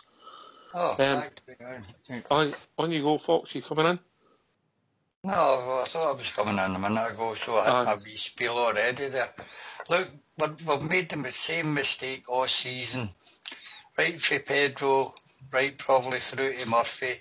We've tried to play attacking football, mate, and that's been our downfall. We're trying to run before we can walk, mate, and we've got players that can fit into one system and one system only to me, and that's 4-5-1. We need to stop trying to shoehorn in people into positions that we can't cope with. We keep showing our arse and getting it scalped, mate. We need to stop Tavernier and John bombing forward.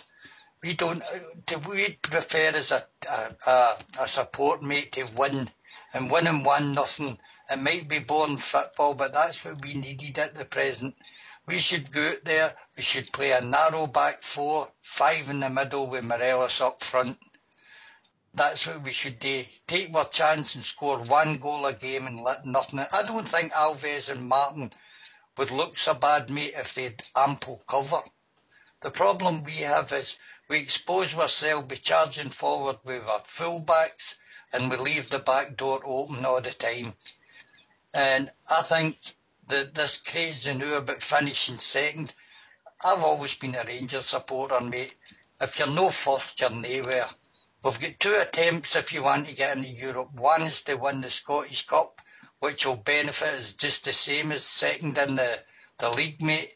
And I think against Dundee at the weekend, mate, we should change our tactics and make room to get McCrory, Dorns and that on the park, mate. Get them fit, because that's the line-up will do, if we can do any damage against Celtic. That'll be us, 4-5-1, no room for nobody, and we'll take our chances that we might break away and score a goal, mate. That's the only way I can see us doing that.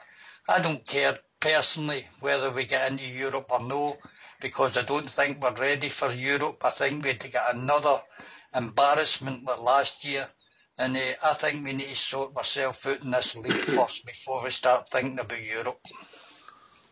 Just on that point, Fox, the point I was making about Europe, mate, was I agree with you about us being ready for it, but my point was about us not having the proper. I think this summer had a massive hindrance against us, mate, with the time that we had to recover for the last game. I think we were 2 weeks. Well, lucky we were 2 weeks. We were back in training. We kicked off early. Everything was kind of all over the place a wee bit, and I wouldn't like to see that happen again this summer. And I think if we're looking to attract a better calibre of manager, it's only going to help us if we're in Europe, and obviously financially as well. So that was my point. I take your point, mate, as well, that we're probably team-wise, but we're maybe not ready for that. But I think it's vitally important for the points I just mentioned there that we do finish second, mate, and we do get into Europe at the later stages. Can I ask you this, Ryan? What would you rather have? A wee glory run for a couple of games in Europe, or have a full squad fit in August? We need early start to have a real challenge next year. We need to stop them, mate. And for me, I couldn't give a damn about Europe. Europe is way off our scale at this present time. It gives the support a wee day out. Fair plays, I've missed that for a couple of years. But let's get sensible here. We don't want the hindrance of starting 4 weeks after we stop again, training again. It's a long season for the players. We don't need it. And for me, I'd rather see us finish fifth, and people will just laugh at me, but I would. I don't want to see us anywhere near Europe till we sort ourselves out in Scotland first. It's a point of view, Fox. Point of view. Yeah, I mean, whether we'll qualify for... get through the final qualifier with the squad of players we've got at the moment, I don't see it. The question I was going to ask, and Ryan picked up with short of pace at the back. Our two centre-backs are basically on more money than the whole of the Murrable team put together. When are we going to learn? Absolutely. Absolutely. Well, I think come the end of this season, there's going to be a number of people who a lot of fans don't want to see Ibrox. There's not much they can do about it, but I would imagine that Russell Martin won't get signed. It would need to be something really serious if we couldn't get somebody better than him for the money we would have to pay. And I think same with Bruno Alves. He might be able to cut your losses and give him some money and say bye-bye to him. But you must, absolutely must, and I'm sure I hear it in Ryan's voice, you must really go and look for two centre-halves. You need them, two centre-halves. But it's the definition of insanity, mate, as we say, is doing the same thing here and there again. Absolutely. Every season, mate, we spoke about all this last season, about what we needed.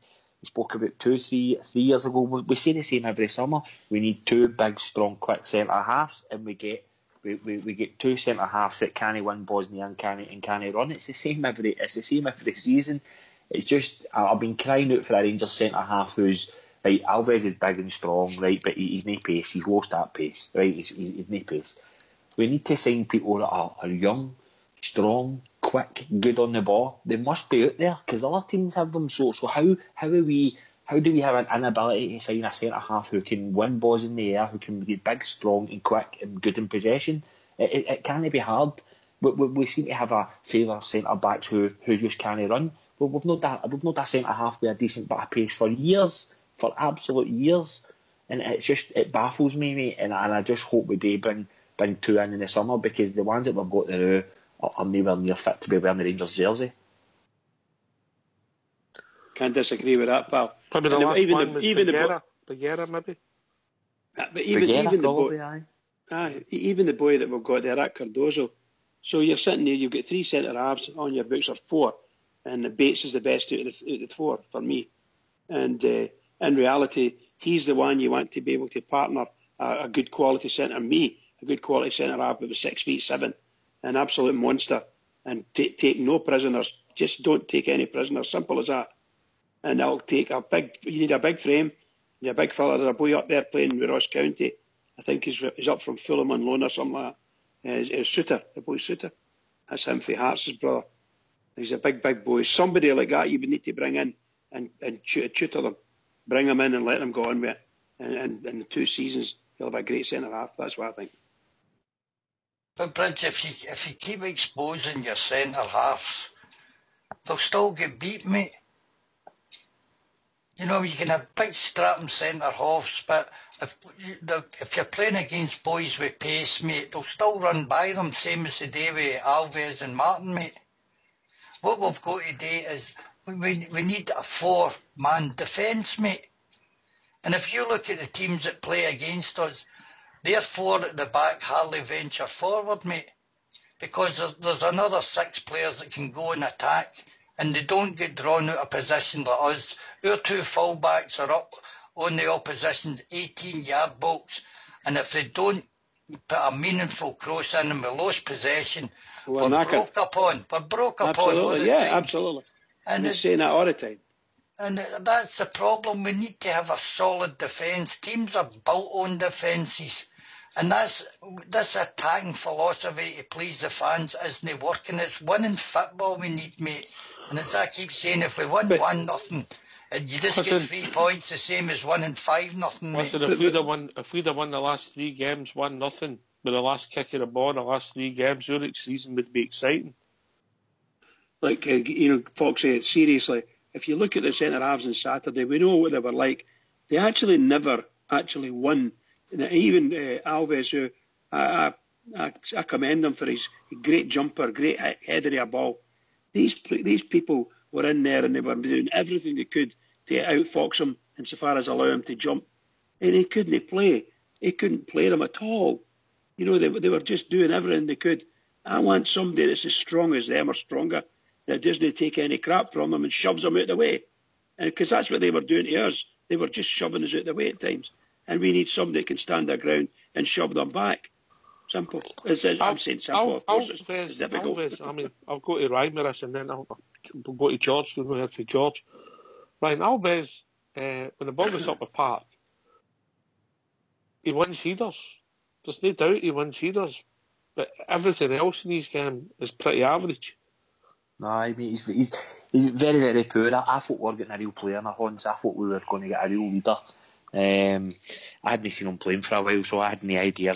I don't think he ever had great pace, but you know, I just presumed in international, nearly 100 caps, still in the international scene. I thought it'd been outstanding for us, but he seems to, he really, really struggles with pace. I remember going back to the first game when Hibs beat us at Ibrox. He absolutely got torn to shreds that day on the deck, and it's just been bad to us for there. I take Fox's point as well, but for me, the only thing that is going to make us concede goals is better players. We see if you've got better players in the middle of the park, we keep the ball, we dominate the play, we dominate other teams. Teams shouldn't be getting anywhere near us with the wages that we can pay out compared to what they can pay out. Player for player, we should be ahead of teams, miles ahead of teams, and we should be controlling the ball in the middle of the park. We shouldn't be getting caught counter-attack. We shouldn't be all over the place at 6s and 7s. So if you've got better players, you're dominating games, your defence isn't going to be under as much pressure. And unfortunately, you're talking about the full-backs. Unfortunately, you look at most teams now, it's all attacking full-backs. Full-backs to me now are failed wingers. They're guys who used to be wingers, but they failed. So they became full-backs like Declan John and Tavernier. Unfortunately, that's the way the game is now. You know, majority of full-backs are attackers and they want to get forward. So my solution to no conceding goals and to be better at the back is, bring in better central defenders, but keep the ball in the middle of the park, dominate the game, keep the ball off the opposition, don't get caught up the park and get counter-attacked, and we'll not be under as much pressure. But at the moment, we get dominated in the middle of the park, which leads to our centre-half getting overrun at the back. So that's how we remedy that, in my opinion. Well, I think, I agree with you, Ryan. I think the very first thing we should be doing is, shall we say, reschooling our wing-backs, Tavernier and John, and ask them, or tell them, or train them, coach them, not to go too far up. But the very most important thing is, don't lose the ball. Deliberately, it looks as if they get the very poor passes sometimes. They can't get past the first man, or they give a really bad pass, and before you know it, they've got the ball and they're up the park, and you'll get your knacker because they're not going to get back and get them. So just the stuff we spoke about, everybody said it. It's we're very weak on that. I wouldn't mind if they'd a shot at goal and they went out of the bar. You know what I mean? That would do me. At least the team can get back. Or it goes out the park in some other way. Fine.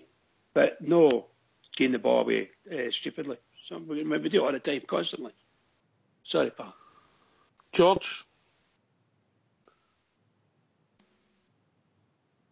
A couple of things that we spoke about there. Well, the one I'll take up about Fox was saying as well, but last centre half for me was probably Big Boca Negra. I quite liked that big guy. I thought he was quite a big sturdy centre half for us as well.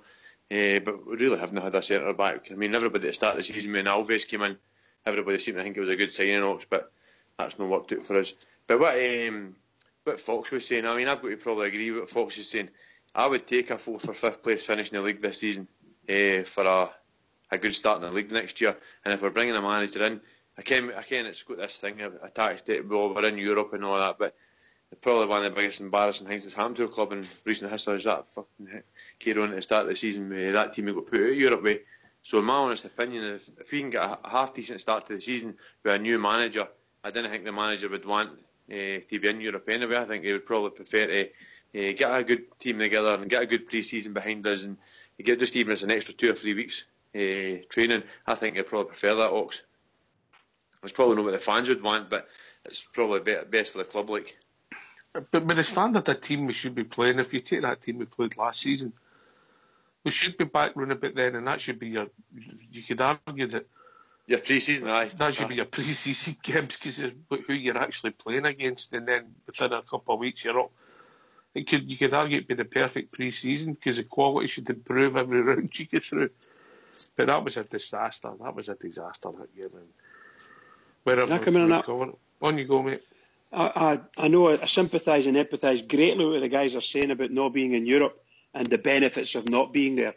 It gives you more time and so on and so forth. But I think as a club, the Rangers club, we wanted to win the league this year.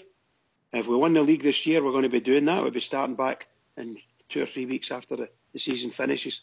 We'll be back training again in readiness for in this case, if we had won the league, the Champions League.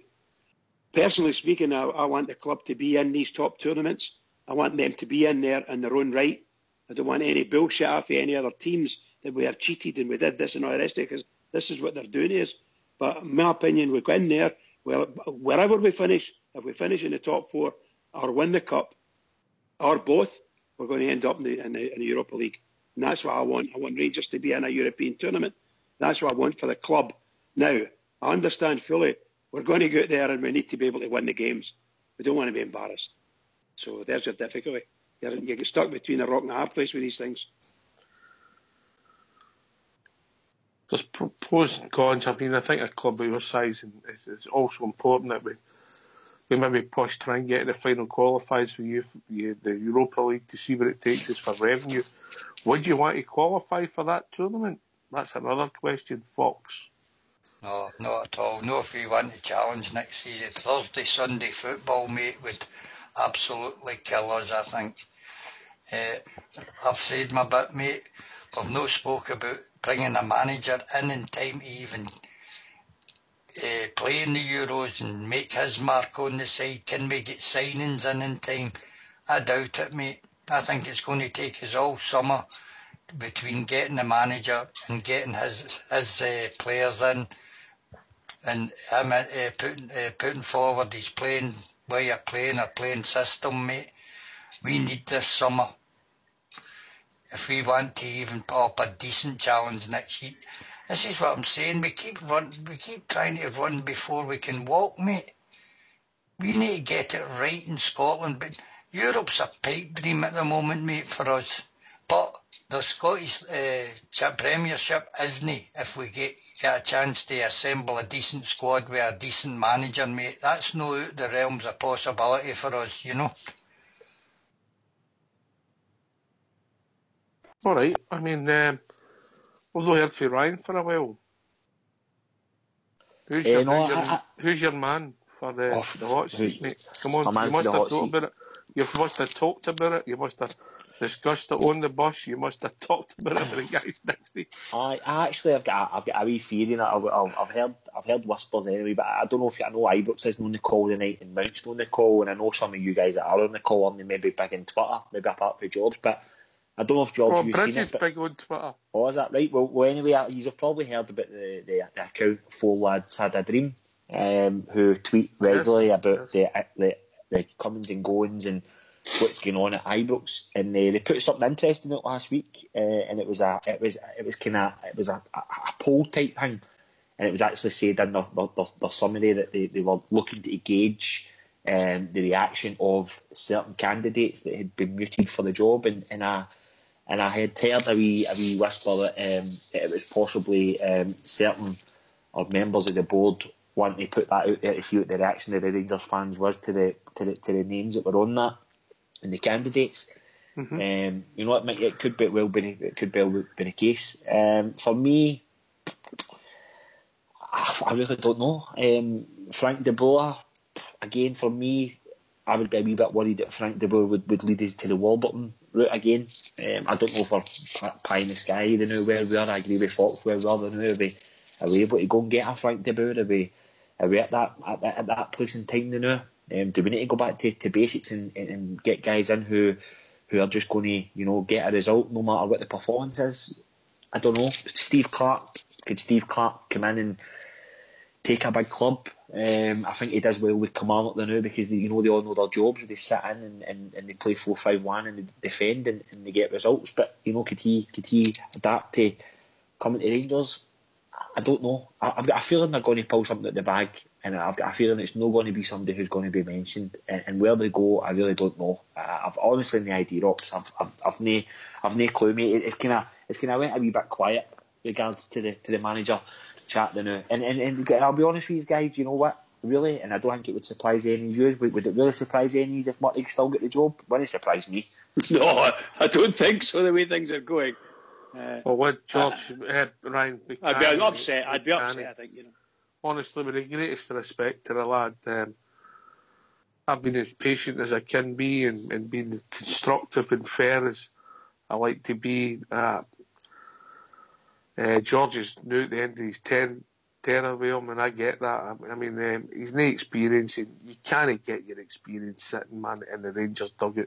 People will say, soonest didn't have any experience. Come on, we're talking about a guy who was on the world stage of football and there was a name and was still playing.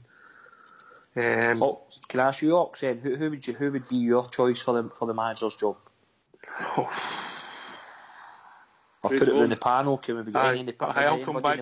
I'll come back to you. I'll Bridgeman, and then I'll give you 10 minutes to think. On you go, Bridge. I agree with you about the Four Lads Had a Dream tweets and so on and so forth. I don't use. I'm on. I've got a user ID for Twitter, but I don't use it. But I know that based on the forums, Four Lads Had a Dream makes announcements, shall we say, and he gives people ideas, or he or the group, whatever they are, gives people, and they're apparently very good and trusted. So whatever they say, it'll be great. But personally, I've said all along I wanted one of the De Boers, if not both the De Boers or the Laudrups as a pair. But apparently this boy Prudhomme, I don't know where he came from, Belgium or something like that. And apparently he's quite a good manager, and I think he wants to start back football again. I think he's not playing it, no managing at the moment, and I think he's going to come back to the game. However, there are many out there that are clubbable. I'm sure the board will look at. I don't know what the other guys think. That's what I think. I think Bridge likes De Boer and Laudrup and that. Laudrup done a great job at Swansea. I don't think De Boer, after that escapade at Crystal Palace, where it looked as if he lost the dressing room, Michael Laudrup got a team playing good football at Swansea, along, and the other guy's been mentioned, Martinez, coming in. I think the problem is when neat club Scottish football is different from what they've come up against before. Would you want somebody to say Scottish? There ain't a glaring candidate out there. There ain't somebody that you think... McInnes? Well, I think that ship sailed, Bridge. I'm afraid. I hope it is. I think that ship sailed. How did with the response for the board after he left? Stranger things have happened. But McInnes would have been ideal for where we are. Would have still been ideal for me. I know a lot's been Owenson saying there's been a lot of bad blood, there's been a lot of things said, but I still think for where we are now, for slightly what Fox is saying and all about is getting back to fundamental basics and getting a team in the park that will get results. I still think McInnes would have been ideal for us. Would have been absolutely ideal for us where we are now.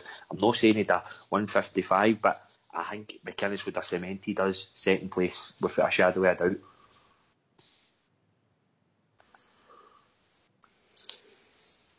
George? Right, for me, I want Roberto Martinez. I think he'd be the ideal fit for us. He's been British based for a long time. He's done his stunt over the world. I think he's looking to get back into club management. He never had a great final spell with Everton when he was here, so it'd probably be a good stepping stone from if anything. That'd be my choice. I think the board are going between Frank de Boer and Derek McInnes. I think Derek McInnes is still in the frame. I think it's between they two. I think it'll be either Frank de Boer or Derek McInnes. I can't see Loudrup or any of these guys coming in. A lot of other folk, a boy from Belgium has been spoke about as well, but I think it's down to the two candidates. I actually think it'll be de Boer, but I think McInnes is still in there as well. I think the Belgium guy, Fox, people just like his name. Prudhomme, is it? Prudhomme, is it? For me, another experiment.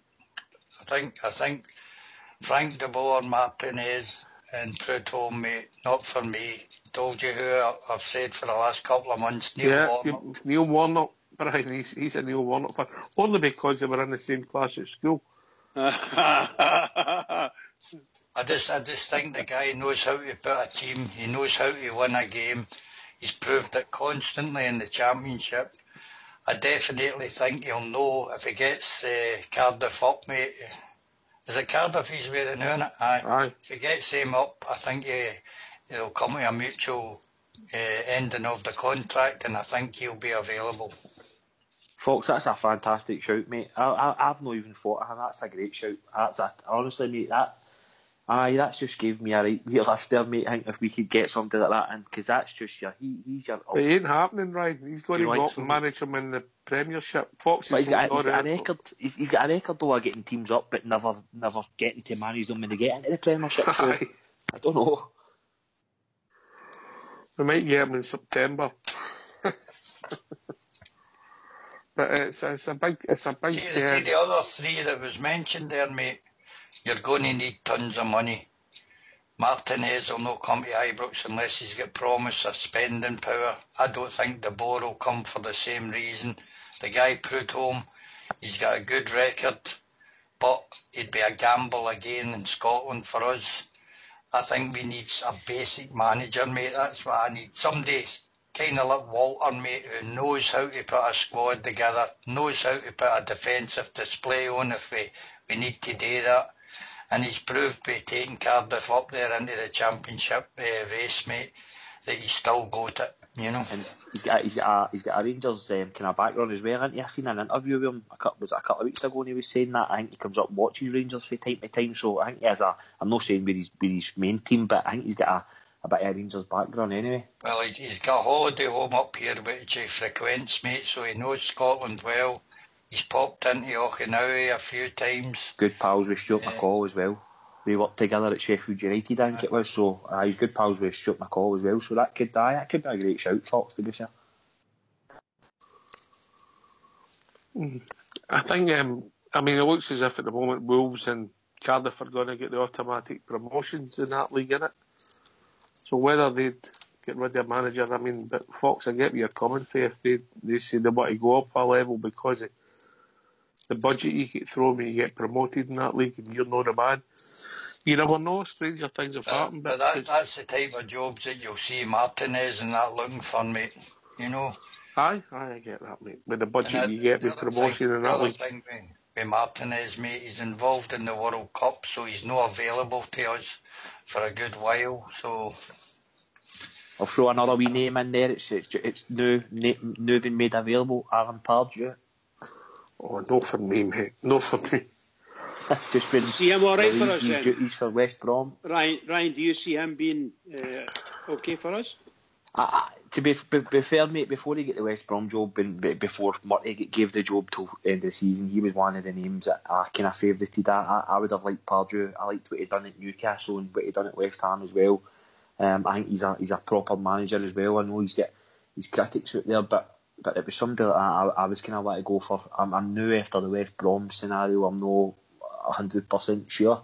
Same with Frank de Boer after the Inter and Crystal Palace. I think his stock is lowered slightly. So I don't know. I can tend to agree with Fox now. We need somebody like a Derek McInnes or like a Neil Warnock. That's the route that I would say we need to go down. I think the De Boer thing again would be similar to Warburton. We'd need to take time to adjust. We'd need to totally change our style of play. I think we would become very, very poor defensively as we were under Warburton. I think it would be all about possession football and attack, and I don't know if that suits the game up here. Again, Martinez, I agree with you, Ox. It's money about Martinez. It's money with De Boer as well. So I don't know. The board have got a big task on their hands, and whether it is Matt Allen's job to bring people into the club, but I wouldn't be so sure that the Steve McLaren thing isn't dead in the water either, because I know that there's apparently links between Steve McLaren and Mark Allen somewhere along the line. So you're throwing a lot of names in there tonight, pal. It's going to have to be somebody who's willing to work with a director of football as well, because I'll bet your bottom dollar the recruitment for the summer is more or less on its way, and we know who we've gone for already. So it's going to have to be someone who's maybe going to just be a coach and take a back seat. So I don't know how that's going to fit into things. It'd be interesting. Do you think McLaren would be looked at differently if it wasn't for that stigma he's got to Wally with the Brawley? And I'm not being facetious when I say that, because when you look at his CV, he's ended up the Manager England. He took Middlesbrough to the UEFA Cup final. They won it, I'm sure, Ox. They won it. They get beat the year before us, I think. I'll check that out. But I think they get beat or the year after. I can't remember. Go beat with Seville. I think they were the last team to play in the UEFA Cup final, were they not? Alex Ferguson's assistant manager at Man United as well. You know what I mean? So, I agree with you, mate. I think a lot of people, when his name get mentioned before, I think they were all kind of saying Steve McLaren, but I don't know. That's another. It's a tough one. I don't know. I think we're all the same. There's no candidate out there that's glaringly obvious. I think we all we looked when Celtic were looking for their manager. It was a certainty it was more going to be Rodgers or Moyes or Keane. I don't think we've got that. There's nobody out there, and I think that was the biggest problem for the board, was that there was nobody glaringly obvious apart from McInnes who was going to come and take the job. So they've got their work cut out, but at the end of the day, that's why they're in that position, and so they need to pull something out the bag, that's for sure, because we can't afford another donkey. It can't happen. No, the Pedro for me was a big mistake. I get the Murty thing. I get why we've done it. I'm not saying it's went well, but I get why we've done it. Because the recruitment was on place and everyone was set up to try and get the players that they wanted.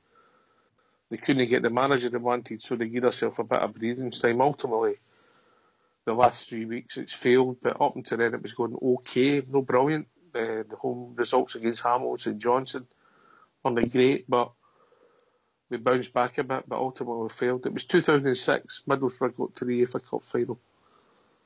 So, I mean, he's got pedigree, but he's got that stigma, George Wally with a Brawley in. That's actually not a bad term, isn't it? Wally with a Brawley, eh? But he's stuck with that. Please, I agree with Ryan. I get 100%. We need to get it right. I agree with everybody. We all want it right, so we're all Rangers fans at the end of the day. We've all got our small preferences here and there. I know a lot of the guys on here, particularly Big George, was quite keen on McInnes coming in, and I think Foxy was the same. I've stated, no matter who they are, if they're sitting in that seat and in that dugout, then they're going to get my support until the day they go. However, my thoughts about Mr. Murty have changed dramatically over the last 3 weeks. Absolutely dramatically. When I watched them, we finished the game against Celtic. We only used 2 substitutes. Yesterday, if we hadn't got an injury, we wouldn't have used any substitutes. And I think that's just unbelievable. Get away with that if you win the game. But anyway, we've reached that time of the evening. I can't believe we're at 2 hours went. Give us a shout out, George. Hi, another good show with all you guys. Good listening, good debate tonight. So keep it going, boys. Here. Ryan? Just good to be back on again. Getting obviously a chat with all you guys again. Just same as always, shout out to the best fans in the world, the Rangers fans that follow our club every week, week in, week out. Just all the best and keep it going. Hope we can get second, guys. How galling is that again when you see all the hundreds and hundreds of seats and people looking for tickets, Ryan? It's embarrassing, mate. It's embarrassing. It's embarrassing. It's the same every week. You know, we've I think for the last, for years and years, we've sold our away allocation. It's getting harder and harder for the guys that go to away games to get tickets. And you look around the grounds and there's empty seats everywhere. Something's got to be done about it. What can be done about it, I don't know. But no, it's hard to take. But it just proves that we are ultimately the best fans in the world. Easy to go and follow your team. You're winning every week. It's hard to go and follow your team when you're not doing so well. So my shout outs to all the fans that travel everywhere to watch us week in, week out. Yeah, mate. Fox? My shout out goes to Stuart Pedley and his remaining family, Vicky and 4 sons, mate. I'll put that in the lobby again. Fox, I'll put that in the lobby. For them dates just listening, there's a Just Giving page. This is a guy who done a lot for Rangers, mate. He helped a lot for raising funds for the Sandy Jardine bust, as well as other things he done for the club, the Rangers development thing and everything else, mate. The crowdfunding page is www.justgiving.com/crowdfunding/Jim Hanna. And please donate if you happen to have a spare few quid. Thank you very much. Bridgeman? Well, what can I say? It's been a tremendous night, and it's really nice to hear Ryan again. Welcome back, pal. And please don't forget, just come back in every week. It's really good. What can I say? I really enjoyed it. Really agree with everybody.